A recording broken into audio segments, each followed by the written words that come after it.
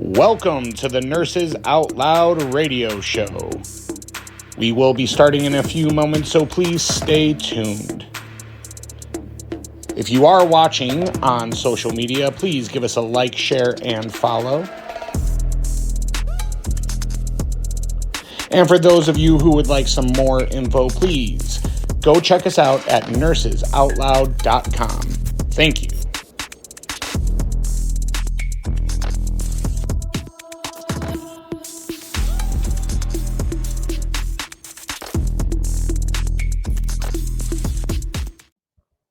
Hello and welcome to this episode of Nurses Out Loud. This is part 2 of the topic of Charlie Kirk. We've been kind of processing some of these things together from the perspective of 3 nurses.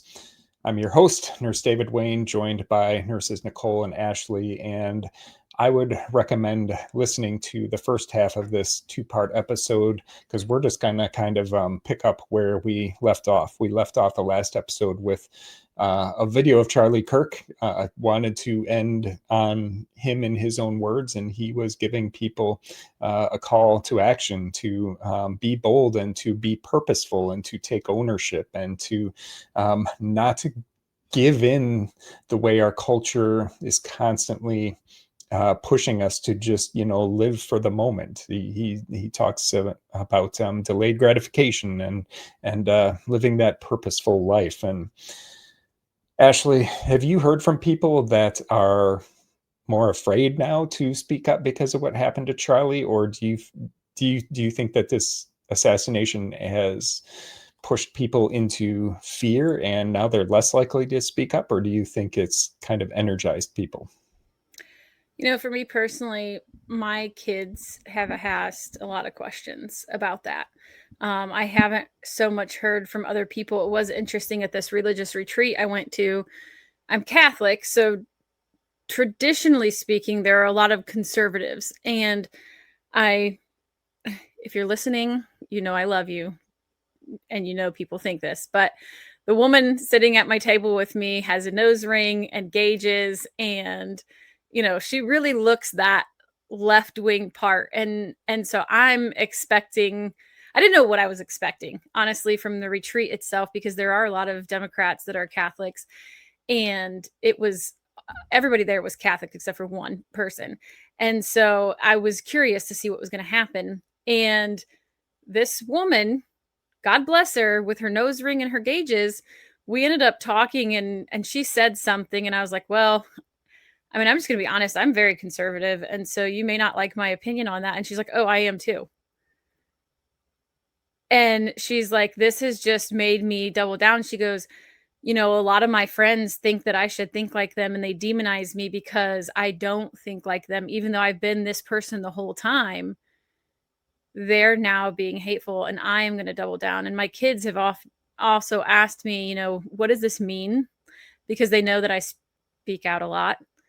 They're fearful. And I think Nicole had asked, how do we teach our kids to stand up and be brave? And how do we show this example of what Charlie Kirk did and encourage other people to do the same? Because it's a really mixed bag. Some people, I think, who are speaking up before are now kind of like shying away because they're concerned that they could be next. Whereas others who maybe weren't as vocal are now like, enough is enough. I don't care. And so it definitely is a mixed bag. And I think that that's something that we really need to just discuss as a group, because I think that's when we come up with our best quote answers, our best content. I don't know what you want to call it, But what do you think, Nicole? Yeah, that was definitely something that we saw some comments on, or came to me after the fact, because I was very vocal. I was very emotional. I put some stuff out there that was very vulnerable, and I'm pretty sure people thought, whoa, is she okay? And no, the answer was I was not okay. But I just saw an innocent man be assassinated in broad daylight for speaking truth, and knowing that I always speak out at events with other individuals that are patriots and freedom fighters, and really just wanting to educate and uplift people, and to know that that's what Charlie did, and that ended up costing him his life, was really a hard pill to swallow. And so hearing people ask the question on like, oh my gosh, like we want our children to not live in fear. We want to still teach them to speak up and to stand out and to use your voice. But how do you do that when, like we said in the previous episode, Ashley and Dave, you were not seeking that video? That video came directly to your face. It was just thrown at you. And there's a lot of children, minors that saw this because of social media, not giving them the option, and what that looks like and how traumatic of an event that is. And to think, how do you teach your children to still stand in their convictions and be bold, but also know that sometimes doing so could result in harm or something worse? And so, I think really just being deeply rooted in some sort of faith, whatever that is for you, and knowing that you need to not live in fear. Like we said earlier, the Bible states, do not live in fear, no fear 365 times. It's there for a reason. And I always say to people, as much as it affected me the way it did, you can't, quote unquote, Charlie Kirk all of us. You cannot silence people that have been called to come forward and to stand and to speak truth. And that may sound dramatic to some people, or like, oh, you're being a little ridiculous. But when I tell you, we still receive threats. We still receive threats to this day. You never think it's going to be violent, but it could be, and so to know that can happen, but also teaching our youth that, what are you willing to stand up for? I hate the word, what are you willing to die for? But I mean, my mind goes to that, right? If you really want to stand boldly and preach the word and, bring others to that sometimes comes at an ultimate price. And we hope it doesn't go that way. But obviously that is something that I think rings true for a lot of people. What are you willing to stand up for? What are you willing to die for? How important is this to you? Well, and go ahead, Dave. I was going to say, and Charlie had made it clear that this was something he was willing to die for. He had death threats all the time, and he believed in still standing up and speaking the truth and going into the lion's den and doing it with kindness and conviction and having these hard conversations with people and just speaking the truth. Go ahead, Ashley. He always said, when you stop discussion is when you have violence. They had to use violence to stop his discussion because there were so many conversions. And if we look at this in a biblical perspective, we look at the apostles, the disciples, after Christ's crucifixion and subsequent resurrection, they were all martyred. They were chased from cities. They were threatened. I was reading in Thessalonians today, and Paul is writing the letters to the Thessalonians saying, we came to you after being chased out of, and I can't remember the city's name, but, we came to you and you guys welcomed us. We worked alongside you. We did not speak with pride. We did not do it out of, greed. We were sharing the gospel with you, and you took it up and went with it despite the turmoil and trouble that you were facing, which is persecution. And so, could somebody else be martyred? And in the previous episode, we talked about how in the United States, we don't see martyrs. We don't see people dying for their faith because we are a first world country. Political battles happen in a political way through words, not through violence. I pray that Charlie is the first American martyr in a long time and the last. You always run a risk, but I'm sorry, at the end of the day, I'm not going to say, I'm sorry, God. I had your light in my heart and I refused to let it shine. I hid it under a bushel because I saw the demons creeping in. No. In fact, I'm going to grow my light bigger and I'm going to be more outspoken about my Christian faith. Why? Because when it's my time, and God's going to take me one way or another. If I'm not meant to die, God will protect me. And what was meant for evil is going to be used for good.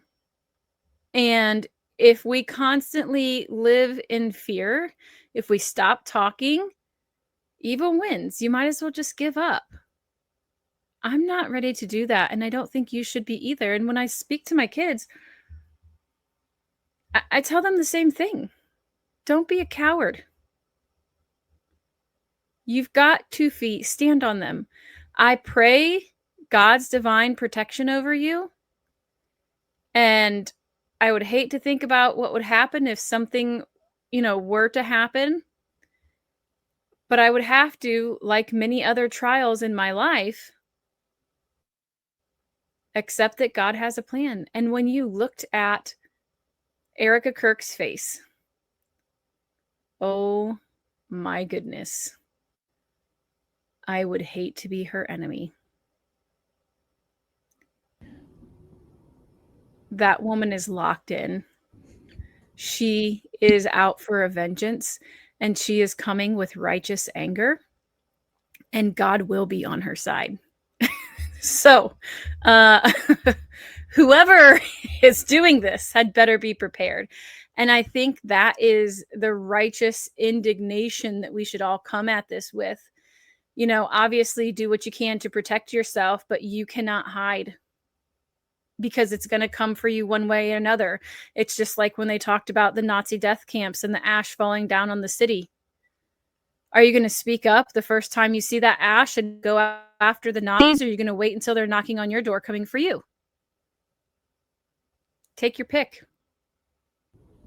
Oh, I'm glad you both brought in that biblical perspective, because I feel that too, but I don't have the background or the words like you guys do. So I really appreciate that. And I appreciate the call to action too. I mean, for me personally, I've never been one to be quiet about things, but I also feel like I'm at that stage of grief where some of the anger is coming in now, and that's not when I do my best work, and that is a weakness of mine. But I did want to share with you guys and with the audience that I have gotten a lot of work done recently, reaching out to patient education vendors about antidepressant medications, and this is something I've been doing for years, honestly, but haven't always gotten too far with it. But this thing with Charlie kind of, it did ignite something, and so I've been going hard in the paint on that, and actually had some wins recently. I had a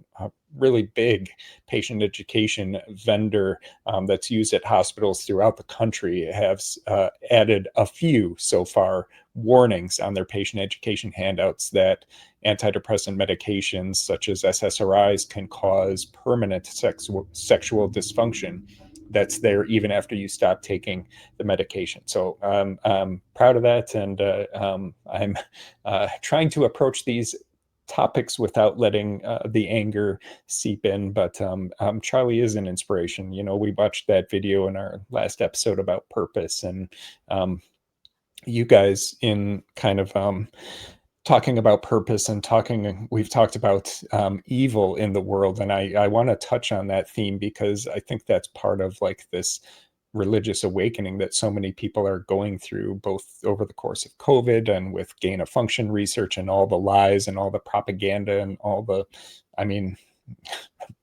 evil things going on in the world. But we're also talking a lot about transgender people. And so I want to take a moment to really hammer down some definitions. We've done this before, but just to be absolutely clear on what we're talking about here. When we talk about evil, we're talking about an ideology that is grooming children into these identities. We're not talking about the individuals themselves. So there are three very important distinctions to make along these lines. And my background, again, is as a psych nurse. So you're about to get some clinical talk here, but there's a thing called autogynephilia. This is something that some adult men experience. They have a fetish, a sexual kink, where they have sexual gratification from presenting themselves in public as a caricature of a woman. And it is inherently sexual. And that is a clinical description. That is not a value judgment. If you're into that, great. I'm all for consenting adults doing whatever. I've been to drag shows and some of them are hilarious, but let's not pretend for a second that there isn't something inherently sexual about it. It is definitional. And parents who don't want their children exposed to that are not bigots. They're not transphobic, because that person, that drag queen, that man with autogynephilia is completely different from the transgender adult. The drag queen wants every eye in the room on them, noticing that they are dressed as the caricature of a female. The transgender adult is the opposite. They don't want attention. They have a lot of body dysphoria. They have a lot of distress and despair. They feel like they were born in the wrong body. And that is a horrible way to go through life. These people deserve respect and support. I am not saying that either of them are evil. So nobody clip that or take that out of context. I just want to be abundantly clear about these definitions. And the third one is youth.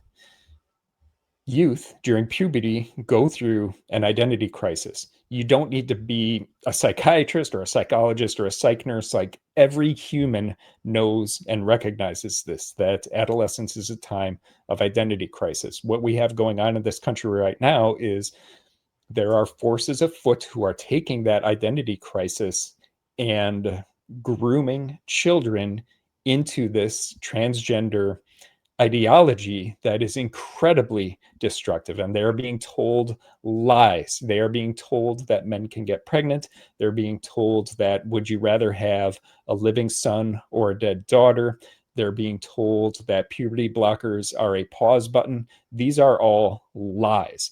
This entire ideology is not built on clinical evidence. The clinical evidence is not there. We talked about that Carl Sagan quote, extraordinary claims require extraordinary evidence. We have done a deep dive into all of that evidence on this show, and it is abhorrent. These people are part of a cult, and it is not evidence-based practice. So I just want to make that distinction. And I also want to show you how Charlie dealt with these people, because he saw their humanity just like we do. I obviously get fired up on this topic, and I have honestly a lot of anger and rage towards the people who are doing this to children at scale. But the people themselves, the victims, deserve nothing but empathy and respect. And that is what Charlie embodied in his interactions with them. So we're going to watch one of those interactions now.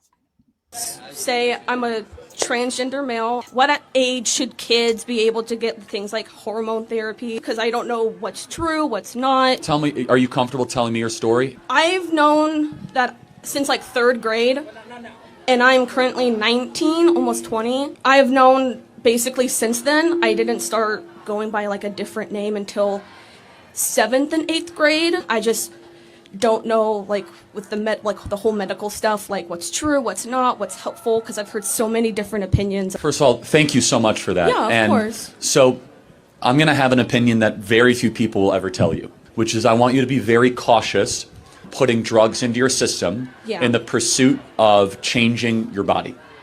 I instead encourage you to work on what's going on in your brain first. I think what you need first and foremost is just a diagnosis. Just someone that is going to listen to what you've gone through, listen to what else is going on. My prayer for you, and again, very few people will say this, I actually want to see you be comfortable in how you were born. Yeah. I know that you might not feel that way, but I think that is something that you can achieve. I think that with the right team and the right people, you don't have to wage war on your body. You can learn to love your body. Yeah, learn to love your body. We don't bust out the hormones and scalpels. We groom somebody's self-esteem. We don't groom them into this ideology that has such devastating consequences. Charlie is such a good example to people of how to have these conversations. I will say, though, I disagree to some extent with his advice. He told this person to go get a diagnosis. And as somebody from the mental health establishment, I think the mental health establishment is doing enormous harm. And I think that it is full of cowards. And when somebody shows up there and says that they are having some distress around their gender. A lot of psychiatrists and psychologists and nurses and social workers and other people in that specialty are going to be afraid. They're not going to want to touch it, and they're going to punt. They're going to put in a referral, and what's going to happen to that person is you are going to go to an activist, not somebody who follows evidence-based practice. You're going to be referred to somebody who does this for a living because they have been indoctrinated into that cult, and because our hospitals have welcomed those cult members under their roofs, and they're going to put people on hormones, and they're going to line them up for surgeries. And that is a horrible path to go down. So there are books out there. There's a book called when I'll have to put a link of it in the show notes. It's like When Kids Say They're Trans or something like that. There are resources out there for parents. There's an organization called GenSpect, but I would avoid the mental health establishment on this one. So I will say that I disagree with Charlie's advice, but I really, really, really appreciate the way that he approaches people and just his kindness and his advice to her to, build her self-esteem and to become comfortable in the body she was born in is fantastic advice. That's what we need. So what Charlie's talking about there is body positivity. And you notice that there is this huge push for body positivity around obesity coming from somebody who is fluffy or obese. Like, I'm comfortable in my skin. I don't feel, it's weird. I think I have body dysmorphia, but in the opposite way that most people have it. Like, I'm confident. I'm comfortable in my skin. I would like to lose weight, and that's something that I work on, but we have this huge push for body positivity around obesity. We have this huge push for body positivity around alopecia, around, oh gosh, my brain is blanking. Skin discoloration. I can't remember for the life of me. I know what you're talking about. Vitiligo? Yeah, vitiligo. Yes. Vitiligo. Yes. We have all of this body positivity and making people comfortable, no pun intended, in their own skin. But when it comes to gender, we don't have that. Why? And I think that is one question that we need to start asking. Why do you push so hard for people to wage war on their body with hormones and surgeries, scalpels, if you will? Why are we pushing to wage war on our bodies with lifelong ramifications when we don't do this for other things? You could make healthy and positive changes to lose weight. Potentially, the vitiligo and the alopecia are not something that you could change. You could maybe wear a wig with alopecia. You could wear makeup, but why are we not preaching this same body positivity? And hey, look, I understand that you're uncomfortable in your skin. Let's get to the root of this issue and let's address it. And let's find ways to help you feel more comfortable without feeding into delusions. That really bothers me. And I think the more that we can call that out and the more we pay attention to the way that Charlie does or did things, I don't know why that made me so emotional to change it from to have to switch to past tense. It's hard. But if we watch how he does things with asking those questions, not only just asking the questions and facilitating that conversation in a loving way, but if you notice, he's always very cool, calm, and collected. He's in a very relaxed posture. And that sends brain signals. So if you're having these conversations, if you're going to attempt to do this, know that there's going to be a learning curve. Try to maintain your composure and your emotions so that people don't feel as if you're threatening. You notice he's leaned back, his arms are uncrossed, he'll set the microphone down, and he listens with his whole being. If you're going to have these conversations, you're going to need to emulate that. And I think that that's one thing, we're not going to be, most of our listeners are not going to be out there on big stages. They're not going to be attending campuses and having these. Most of your risk is going to come from personal interactions. most of the time the risk of being attacked by somebody in your social setting that you're going to have a conversation like this is going to be pretty low. And so I think that can be another encouragement when we say, how do we do this? How do we have these conversations? How do we go about this? That is a fantastic, thing to fall back on, is asking those questions, like we said in the first episode, reducing the amount of emotion, energy, excitement, and just be curious. A couple things I want to touch on from what you said. The first one, just about affirming people. And, in psychiatry, people with eating disorders have a delusion about their body that we do not affirm. When somebody's 80 pounds and they look in a mirror and they think that they're fat, we don't affirm that. So the fact that we ever did that with people around gender is just, it is going to go down as a bigger scandal in psychiatry than lobotomies ever were. Second thing I wanted to address was with the body positivity movement. It went in the trash can when all these GLP-1 medications started making pharma billions of dollars. Like, it is completely gone overnight. It was on all these magazine covers, and it was especially egregious during COVID. And I remember my hospital back in the day, back during, like, it was either the original strain or the Delta strain, where like there were a lot of people dying, and one of the biggest risk factors was people who were obese or people with metabolic dysfunction. And my hospital put out something that said, is now the right time to go on a diet? Nah, you're fierce and you're perfect just the way you are. And it's like, this is the number one modifiable risk factor for COVID. You are a hospital and you're telling your community not to lose weight. Like, just the absolute insanity of that. Nicole, what are your thoughts here? I have a lot of thoughts. I don't know if we want to take a break first and then we can go back into it. Yeah, let's take a break, and then we've got more stuff to dive into around nursing perspectives on the Charlie Kirk assassination. So here is Nurse Melissa. If you're a health and wellness professional who's fed up with the current sick care model, I have a solution for you.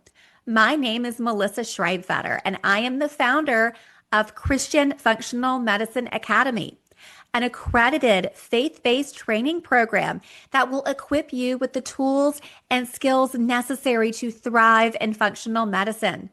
This self-paced program is designed for all healthcare professionals as well as certified health and wellness coaches. You will learn how to uncover the root causes of dysfunction, support true healing, and launch your own functional medicine business. At CFMA, you will learn how to order functional labs, develop functional health reports, create personalized wellness plans, and confidently package and price your services. We believe healthcare is a calling, and this is why our curriculum blends clinical science with biblical principles, recognizing that God has designed the human body to heal when supported properly. As a graduate, you'll be eligible for multiple board certifications and receive exclusive tools, including our Functional Practitioner Toolkit, Social Media and Marketing Kit, and you will have live sessions with me each month in the CFMA monthly mentorship program. If you're ready to leave sick care behind and step into a career filled with purpose and impact, be sure to visit christianfma.com for more information. Welcome back to Nurses Out Loud on America Out Loud Talk Radio. I am your host, Nurse David Wayne. AmericaOutloud.news is a great place to read articles from a wide variety of voices. A couple of my favorites are Mary Talley Bowden, and then the psych nurse in me really likes Peter and Ginger Bregan. There's also AmericaOutloud.shop with lots of good products on there for you to check out. Let's see, nursesoutloud.com. You can find out what all the nurses are up to. Shout out to Ashley Grogg, who has a new book called Resuscitating Nursing. I've been handing them out to some of my nursing friends and leaving them in awkward places in hospitals. So it's awesome, Ashley.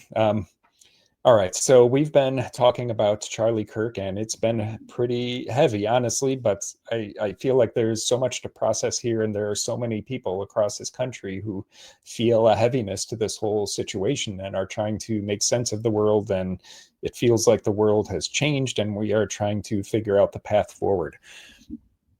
We've talked a little bit about censorship and people getting fired. There have been nurses fired all over the country for awful things that they have said about Charlie Kirk. We touched on that just a little bit in the first episode, but nurses were posting things online along the lines of, here's a quote: "I love when evil white cis men die. It's literally my favorite thing." That nurse is now fired. Another one: "Kirk, a bastard who deserves to be amongst the dead and should have been tortured." That's another nurse who has now been fired. The hospitals who are firing them are saying that these statements contradict their values of compassion and respect. Another hospital says that the statements were contrary to their mission of inclusive care. Inclusivity for so long only meant as long as you agree with us, as long as you're on board with transing kids, and as long as you're as long as we will be inclusive of you, as long as you are exactly like us. It was not inclusive of conservative values, of Christian values. Like those were not acceptable. Those are extremist and fascist values that they weren't going to be inclusive of. But another person who has kind of run into issues with their employment is a local reporter from Springfield, Illinois. So this is their local ABC station, and I want to play for you her personal tribute. She knew Charlie personally, and she made a beautiful tribute to him on air on their station. We're going to watch that. Tuning into Marketplace today. So I want to talk about something for a minute, and it is heavy, so please bear with me. I want you to know that it's okay if you feel sadness. It's okay if you're grieving. 2 days ago, I lost a mentor, my first boss, the first person who made me believe in myself, that encouraged me to chase this dream that you're watching right now. Charlie Kirk. There's a lot going on in our world right now, in our country. But I want to say one thing. Lean on your neighbors. Speak up for what you believe in. I don't care what it is. I want to share with you one of my favorite sayings that Charlie would always tell us at the office. He would yell it from the mountaintops, so please listen. When conversations stop happening, when individuals become wordless, that's when violence begins. So if you do one thing today, make it be with passion, with conviction. Stand up for your friends, stand up for your beliefs, and speak loudly, even if your voice shakes. Your words have meaning, your values have purpose. Never forget that. Thank you, CK. You changed my life.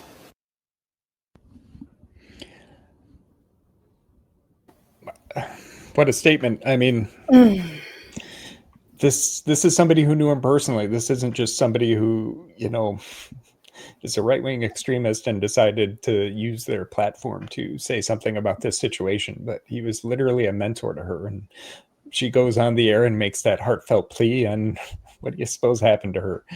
They fired her. Yeah, they suspended her. They suspended her, and then she resigned. So good for her. Good for her.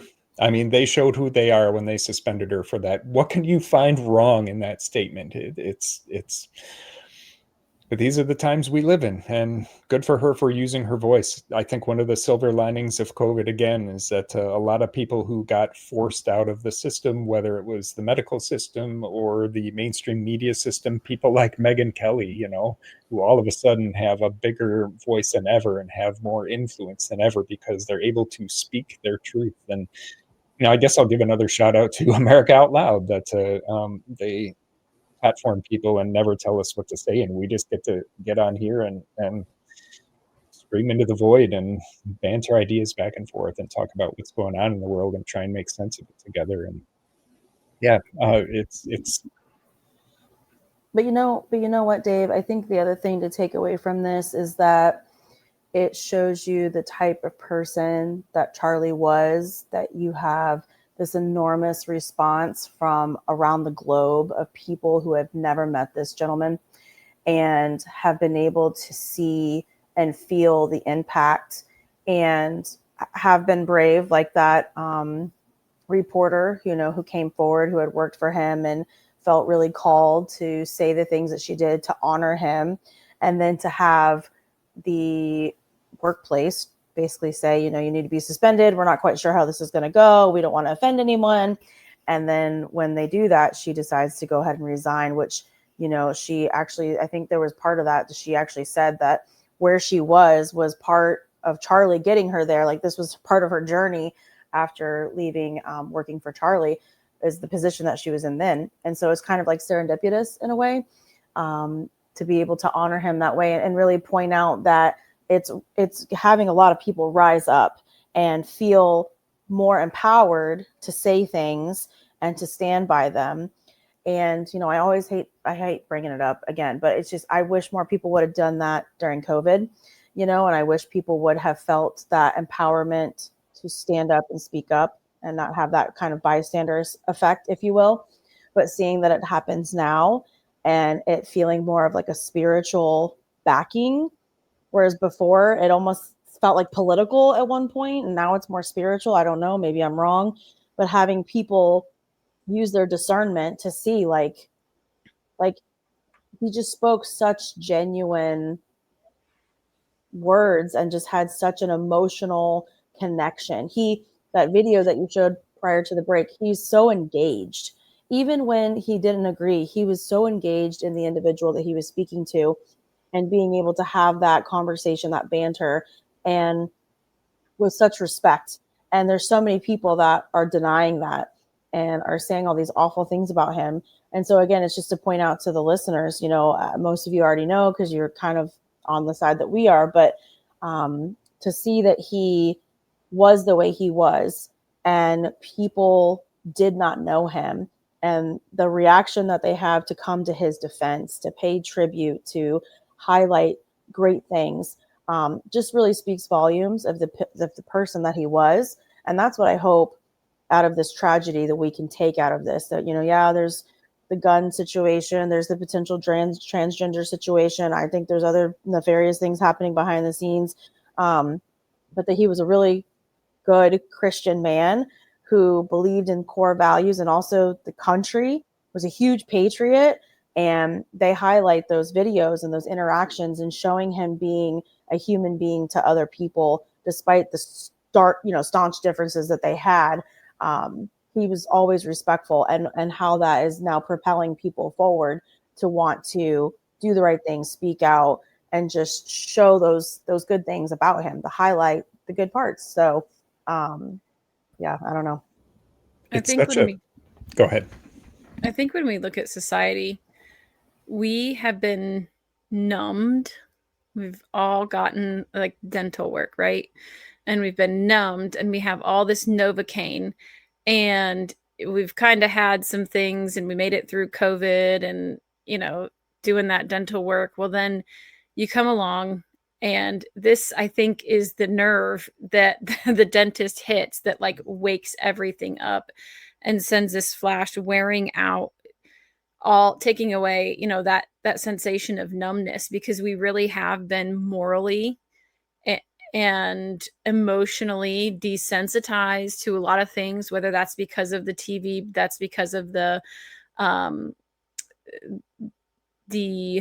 how do I want to say this? The romanticized violence. We've become numb to all this, and this was enough of a shock. This was so real, so raw, and to somebody who truly, he was a good person. He was a good person. He could have been a family member, and you would have loved spending time with him, not necessarily because you agreed with him, but because he listened to you. And I think it sucks that it had to come to this for us to kind of, wake up and wear off some of that desensitization. But here we are. Yeah, he saw people's humanity, and he engaged with them, and he met them where they are. And that's exactly what we're supposed to do as nurses. That's what we're taught to do as nurses, meet people where they are, see their humanity. And it's so disturbing to me that it appears that so many of our peers and colleagues and people right in our own communities don't see our humanity. They think that anybody who is less progressive than them is somehow a fascist or an authoritarian or a Nazi. It's been 10 solid years of propaganda at this point, and it's come from every direction. You look at all the incredibly hostile things that mainstream media has said about Charlie, even after his murder. It's just incomprehensible. And then you look at the Democrat political leadership, people like Bernie Sanders, people like AOC, people like Gavin Newsom. They either directly called Charlie Kirk a fascist or they called Turning Point's a fascist organization. And they have spent years saying that our democracy is on the line and it's a threat to democracy itself and we're losing our country and this is existential. And that's been a call to violence. And then they have all these NGOs funded through USAID, and they've been taking billions of dollars of our tax money to fuel this stuff. And man, I hope we see some RICO lawsuits and people in jail over Charlie's murder, because he wasn't just murdered by, well, we'll see how things play out with who murdered Charlie and where the investigation goes. It's still early and there's still a lot to be uncovered, but like this wasn't just one crazy person. This was a person who was radicalized, and they were radicalized by the mainstream media. They were radicalized by Democrat leadership, and they were radicalized online. And I guess go ahead. I just want to add to that, because I mean, even if it comes down to this young man that they think killed him, even if that's not true, what you're saying still is. We have culture that has been radicalized, and so even if things change, I don't think it's a matter of like, yes, this person has to be the one that killed him for everything that you're saying to be true. I just want to point that out, because it is. I mean, we have culture that has been radicalized, polarized, and dismantled. We also have people that are saying that it was the wrong person. They're calling for additional hits on other political figures, other people that are in the conservative movement. We have people that are radicalized in how they feel that the next quote unquote, event should happen. I mean, it's bad. Like, there's a lot of things being said and still a lot of problems that we're having sparking from this that I know is becoming more to the forefront, and people are hearing it and seeing it. And again, there's groups that are out there, especially on social media, that are trying to find these people and, report it and try to be proactive. Obviously you're not gonna be able to stop everything, but it's just, again, like, not living in fear, but being very aware of your surroundings, having your head on swivel, understanding that, this is not just potentially one incident. And there's a lot of people that are still saying a lot of things that, could potentially be a valid threat. And so, again, that's the radicalization, right? It's like, not only did you just see this happen, people are kind of getting off on this and they're like, all right, well, what's the next thing? And so, really kind of dealing with that and pushing that culture that is not acceptable, that needs to be called out. Any kind of joking, whatever the case may be, that should not be tolerated at all. Any videos, social media posts, etc., those things must be addressed in real time. And so that's why I think it's really important that we have these conversations and that people feel empowered to report that and to see it for what it is and make sure that it doesn't continue this, radicalization of what we're seeing with this assassination that happened. So yeah, I just wanted to say that. Well, the radicalization is a huge problem, but let's turn even darker and let's zoom out even more. What COVID taught us is that there are forces at play in the world that want to see bloodshed between red and blue in order to destabilize America, because we are the seat of Western civilization at this point. And their ultimate goal is to destroy Judeo-Christian values and Western civilization. And that's not hyperbolic. That's their words. And when I say they, there are a variety of specific forces working together to undermine us, and they might all have different end goals, but in a lot of ways they're winning. And I don't know where this goes, because a lot of the red-blue gap at this point does feel irreconcilable, and it is going to destabilize our society. And when that happens, there are people waiting to take advantage of that. They're waiting to implement their authoritarian, technocratic, oligarch system on us. We saw them gleefully going in that direction during COVID, with all the digital vaccine passports and the digital currencies, and being able to debank somebody with the click of a button. Like, that's what they want for us.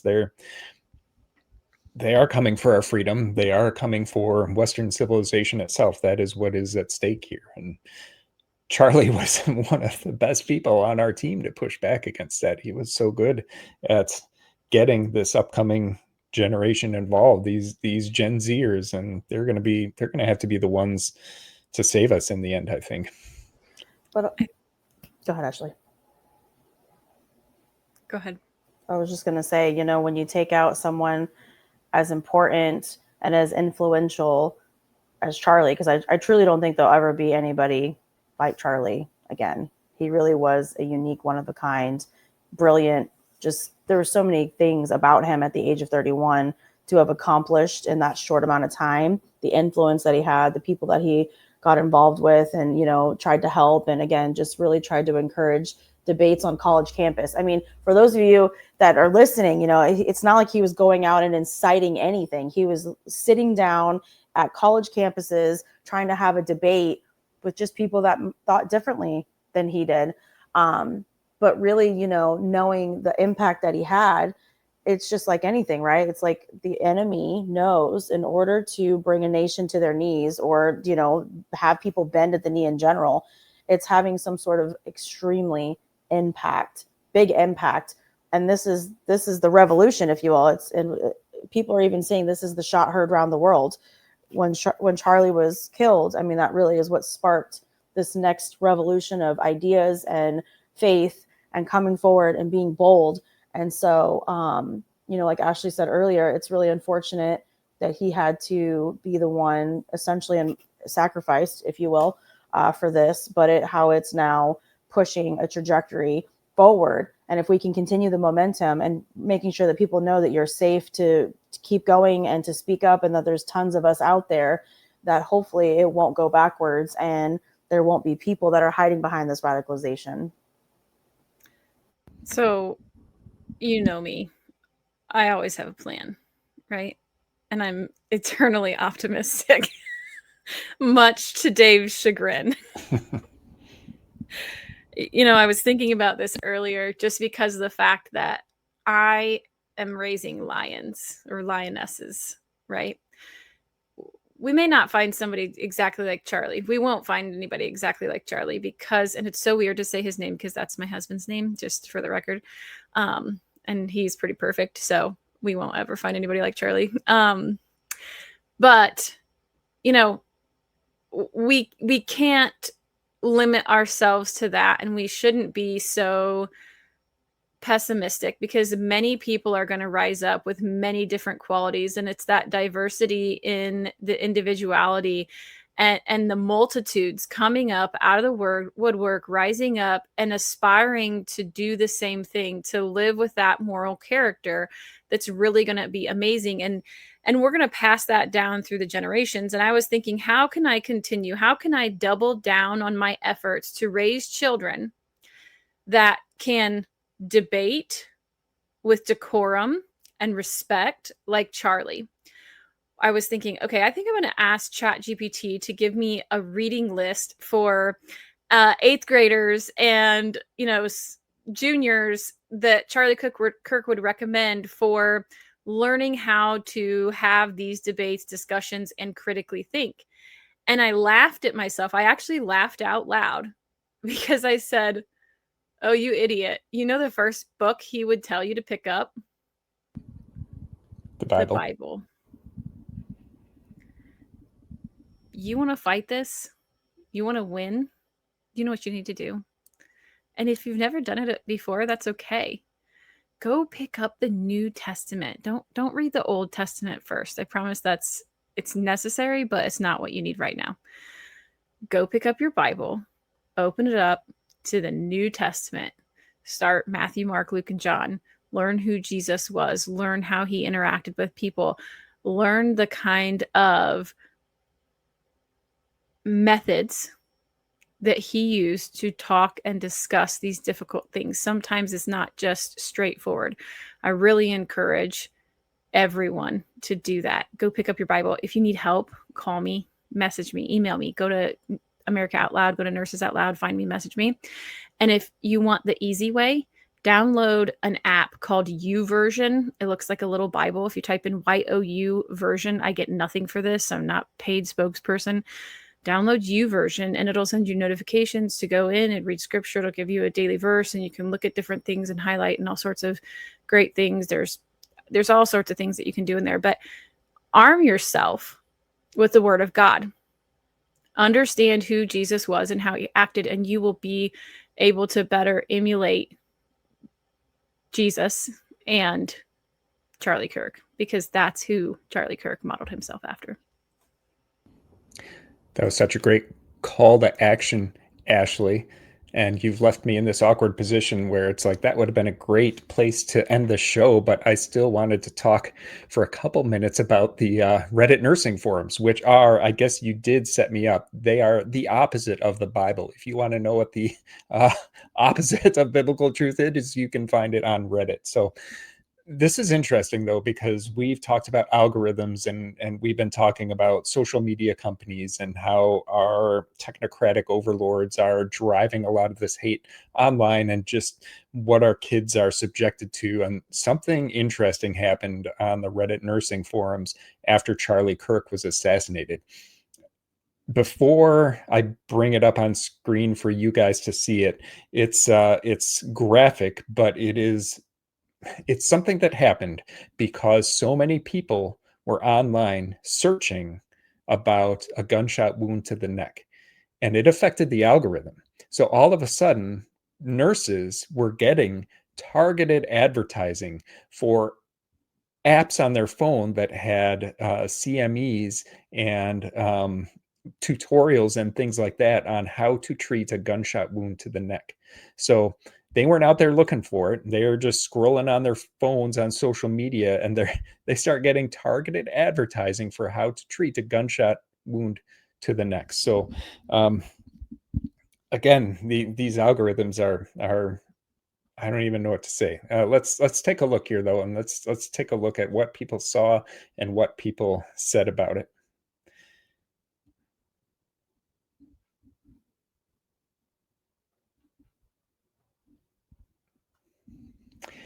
So this is from the day Charlie was shot, and it says, "Not now, dodgy medical simulator advert."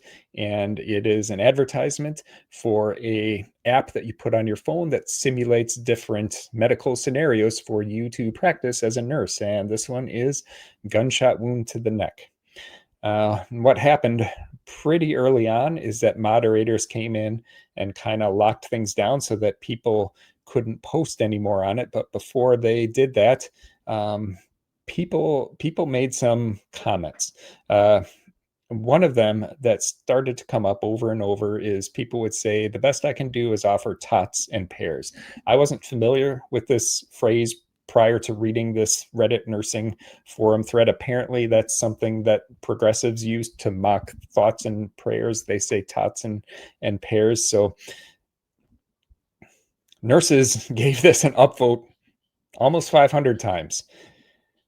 And if we continue down, we see that people are quoting Charlie Kirk, and we saw memes of this, what Charlie Kirk said about the Second Amendment. And it's basically, again, mocking his death, and hundreds and hundreds of nurses are clicking the old upvote button on that comment.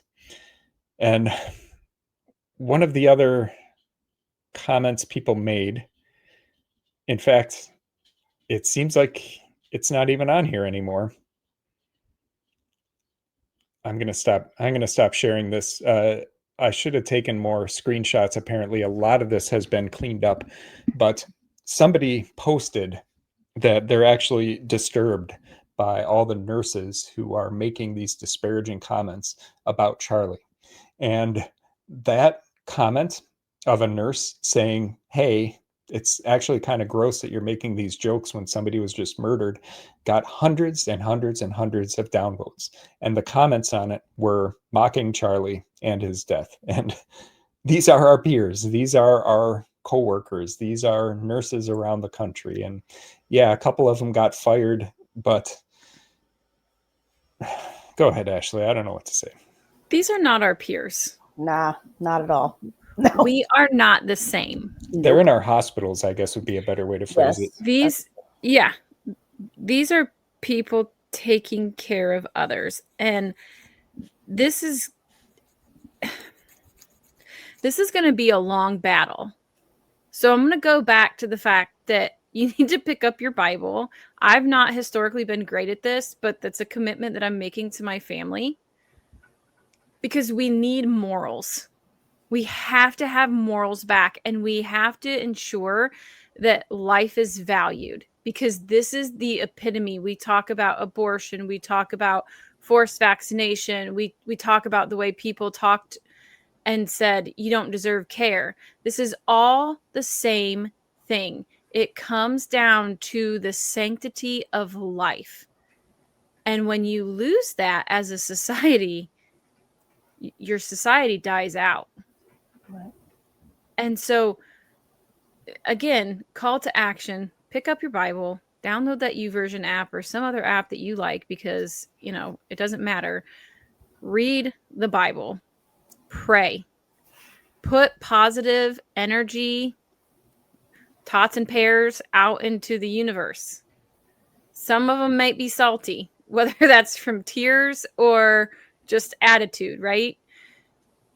You need to be filling the world with the good you want to see and weeding out the bad. Because you know what bullies hate? When you stand up to them. Mm-hmm. That's all these people are. Stand up to them, put them in their place. They're just miserable, and they need their mom should have spanked them. Like, that's what should have happened. I'm convinced. So with that being said, Nicole, I don't know if you have anything to add that can wrap it up better than that call to action from Ashley. If you do, go for it. I don't have anything else to add. Like she said, pick up the Bibles, use your voice, speak up, do not live in fear. We're here for you guys. Write to us, give us comments, let us know how we're doing, but also too, how this has changed you, how this has impacted you, maybe some calls to action that you're doing in your communities, and moving forward, how we can continue to honor Charlie Kirk. This has been Nurses Out Loud, shining light in the darkness. Shining light into darkness. Thank you for tuning in to Nurses Out Loud.